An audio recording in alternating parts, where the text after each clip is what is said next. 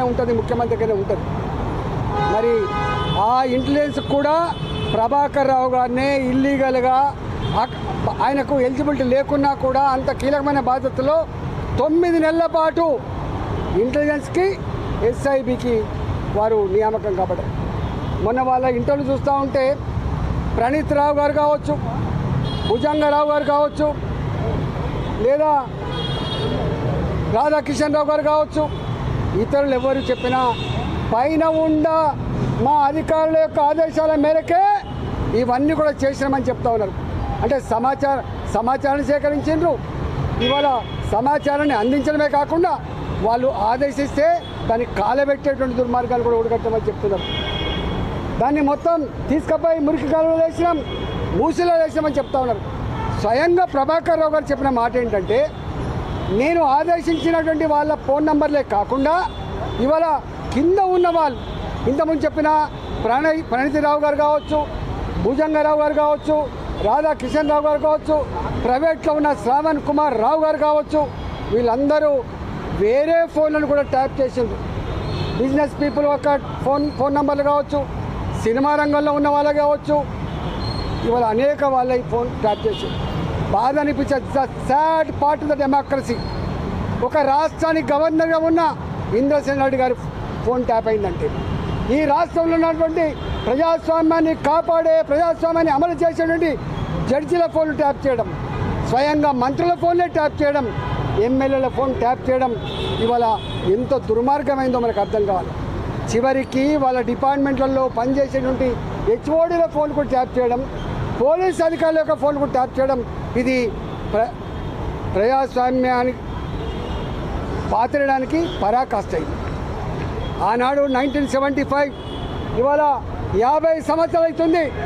ఆనాడు వ్యక్తుల స్వేచ్ఛను హరించి ప్రజాస్వామ్యాన్ని చెరబట్టి మొత్తం దేశాన్ని జైలుగా మార్చి ఆనాడు ఇందిరాగాంధీ 1975లో ఎమర్జెన్సీ చట్టాన్ని బట్టి వేల మంది మీద కేసులు పెట్టి వందల మందిని జైలు పాలు చేసి ఇవాళ కొంతమందిని అడ్రస్ లేకుండా సావగొట్టినటువంటి నల్ల చీకటి అధ్యాయాలు మళ్ళీ ఇవాళ ఈ రూపంలో కనబడతా ఉన్నాయి. నేను ఒకటే డిమాండ్ చేస్తూ ఉన్నా, ఇవాళ 50 సంవత్సరాలు గడిచింది ఈ దేశంలో, ఎమర్జెన్సీని తీసుకొచ్చి 50 సంవత్సరాలు గడిచింది. ఇవాళ మనం గవర్నర్ల ఫోన్లు, జడ్జిల ఫోన్లు, స్వయంగా మంత్రుల ఫోన్లు, ఎమ్మెల్యేల ఫోన్లు, ఇవాళ బాధ్యతాయుతమైనటువంటి సంఘంలో పేరున్న వాళ్ళ ఫోన్లు ట్యాప్ చేసి వాళ్ళ బలహీనతల మీద దెబ్బ కొట్టి ఇవాళ అనేక రకాల అక్రమాలు, దుర్మార్గాలు జరిగినట్టుగా మనకు అర్థమవుతూ ఉంది. కాబట్టి ఈ ఎంక్వైరీ అయితే ఉందో నత్తనడక జరగకుండా దీంట్లో ఎవరు ఆదేశాల మేరకు ప్రభాకర్ రావు గారు ఇలాంటి పని చేసిండు, ఇవాళ కింద ఉన్న అధికారులు ఎవరి ఆదేశాల మేరకు చేసిండ్రు, ఎందుకు కాలబెట్టాల్సి వచ్చింది, ఎందుకు మొత్తం చార్జ్ చేయాల్సి వచ్చింది, ఇవన్నిటి మీద సమగ్రమైన ఎంక్వైరీ జరగాలి. రేపు ప్రజాస్వామ్యం బతుకుండాలంటే, రాజ్యాంగం మీద ప్రజలకు విశ్వాసం కలగాలంటే, ఫండమెంటల్ రైట్స్ ఉండాలంటే తప్పకుండా ఇప్పుడు కనుక చర్య తీసుకుంటేనే ఈ దేశంలో ప్రజాస్వామ్యం వర్ధిల్లుతుంది. ఈ దేశ ప్రజాస్వామ్య వ్యవస్థ మీద ప్రజలకు ఒక విశ్వాసం ఉండేటువంటి ఆస్కారం ఉంటుంది తప్ప లేకపోతే లేదు. కాబట్టి వాళ్ళు ఎంతటి వారైనా తప్పకుండా దీని మీద విచారణ సమగ్రంగా చేయాల్సిందే, దోషులను ఐడెంటిఫై చేయాల్సిందే, చట్ట ప్రకారంగా శిక్షించవలసిందే, ప్రజాస్వామ్యాన్ని కాపాడవలసిందే, ప్రజలకు ఒక గొప్ప సందేశం పంపాల్సిన బాధ్యత ఉందని చెప్పి నేను డిమాండ్ చేస్తా ఉన్నా. లేకపోతే ఈ ప్రభుత్వం కూడా ఇవాళ వాళ్ళతో కొలుడైనట్టుగా భావించవలసి ఉంటుందని చెప్పి ఇవాల్టి ప్రభుత్వాన్ని కూడా నేను హెచ్చరిస్తా ఉన్నా.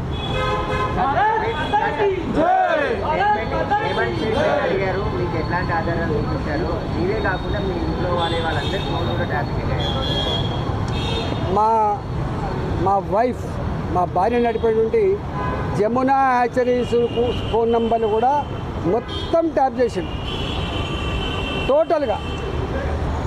మా వాళ్ళు బిజినెస్లో ఏ మెసేజ్ అయితే పంపుకుంటారో, మేమేమైనా మెసేజ్ పంపుతామో అవన్నీ కూడా వాళ్ళ దగ్గర రికార్డు దొరికింది. మొత్తం ఆ చాట్ అంతా కూడా నాకు ఇచ్చింది. నన్ను అడిగింది ఇవన్నీ మీవేనా అంటే ఇవన్నీ కూడా మావే.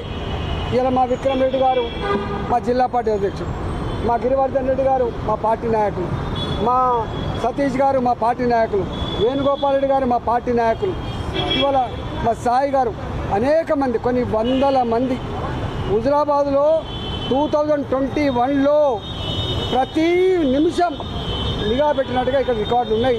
ఇవన్నీ కరెక్టేనా అని చెప్పి అడిగిండ్రు. ఇవన్నీ కూడా కరెక్టే అని చెప్పొచ్చినాం మేము. సార్ ఇంకొకటి, ఈ అధికారులకి ఎవరు ఆదేశించారు అనుకుంటున్నారు, వారి వెనకాల ఎవరు ఉన్నారు, అది ఎవరు, వారి మీద ఎట్లాంటి చర్యలు? ఇవాళ నేను మళ్ళీ చెప్తున్నా, వీళ్ళు శశపిశలకు ఆస్కారం లేదు. ప్రణీత్ రావు గారు కానీ,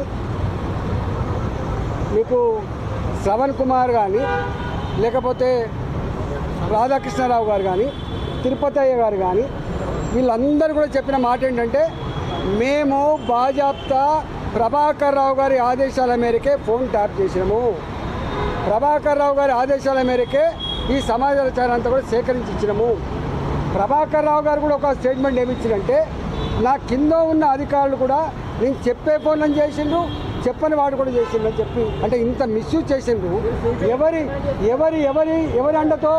తప్పకుండా ఈ డిపార్ట్మెంట్ ముఖ్యమంత్రి గారి కంట్రోల్లో ఉంటుంది. ఈ ఇంటెలిజెన్స్ వ్యవస్థ కానీ, ఎస్ఐబి కానీ, లా అండ్ ఆర్డర్ కానీ, ఇవన్నీ కంట్రోల్ ఉండేది ముఖ్యమంత్రి దగ్గర ఉంటుంది. ఏ పీరియడ్లో ఇవి ట్యాప్ చేయబడ్డావో, ఏ పీరియడ్లో ఈ సమాచారం సేకరించబడ్డదో అప్పుడు ముఖ్యమంత్రి గారు ఎవరుంటారు? కేసీఆర్ గారే ఉంటారు. ఇవాళ ముఖ్యమంత్రి గారికి తెలవాలి.